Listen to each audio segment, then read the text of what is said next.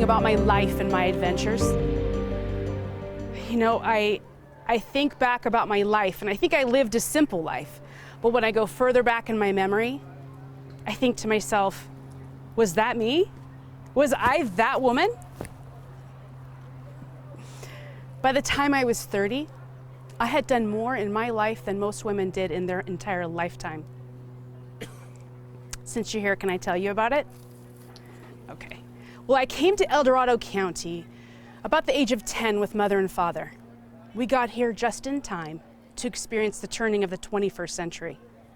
That is a thing to say, that I was here for that time. I remember when California made it legal for women to vote in local elections. It was 1911. I registered to vote on January 3rd, 1912.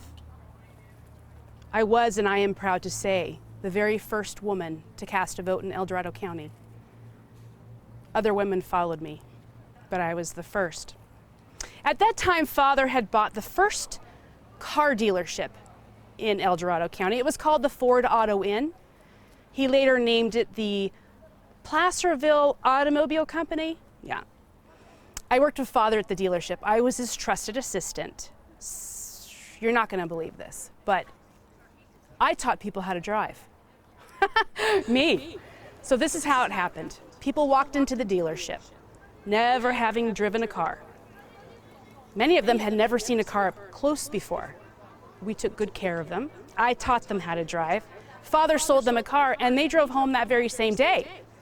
It's a good thing cars didn't go too fast back then. Though I can't seem to remember what we did with the horses they rode in on. Well, I loved what I was doing. It felt like we were at the beginning of something important, something big. Because here I was, this young woman in her early 20s, practically a girl, teaching people twice my age about this new technology. I enjoyed this, but I felt like I was ready for more of a challenge. I could do more. So what did I do? I went out and bought the Dodge dealership in town. Could you imagine the ruckus around the table when Father and I argued over which make was better, Ford or Dodge? Mother was beside herself. In no time, I had managed what I was doing well, and I was ready for something else. But there was a war going on in Europe, and they needed help. So I enlisted in the YWCA. I was sent to Europe as a canteen and automobile worker. I served hot chocolate, coffee. I visited with injured men. I wrote letters home for them. I documented my time, and I mailed my letters home, and my father had them published in the El Dorado Republican. I was no longer this young woman with a narrow view of the world. I was a war correspondent. That's something. I spent most of my time in France. I did have time to drive around and tour Europe where it was safe. This war had taken many lives. I lived through two world wars. At the time, we didn't know that this was World War I. We didn't know until the 30s that we were heading into another war. And I lived through both of them, and a war or two that no one wanted to call wars.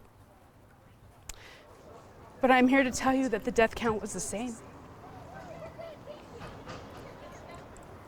Well, when I returned, I was almost 30, and I was a changed woman. It was back to work as usual. So what did I do? I went to Detroit and bought myself a Dodge touring car.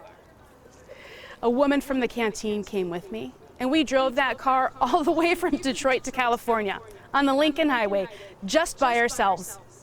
Seemed everywhere we went, people recognized us from the canteen. We were in the papers. What a trip. Felt like we were movie stars. By then, Father and I had been selling cars for almost 7 years, and people in this area were still dubious of car ownership. It seemed they didn't trust anything they did not understand, and let me tell you, They understood nothing less. They always had these excuses for why they didn't need a car, such as, what if it breaks? My horse eats grass. Where do I buy gasoline? Can't do anything my horse can't do. You would think that their horse was some magical unicorn. Never ate, never slept, did everything it was told to do, went everywhere it was told to go, even to court. Well, that last idea gave my father an idea.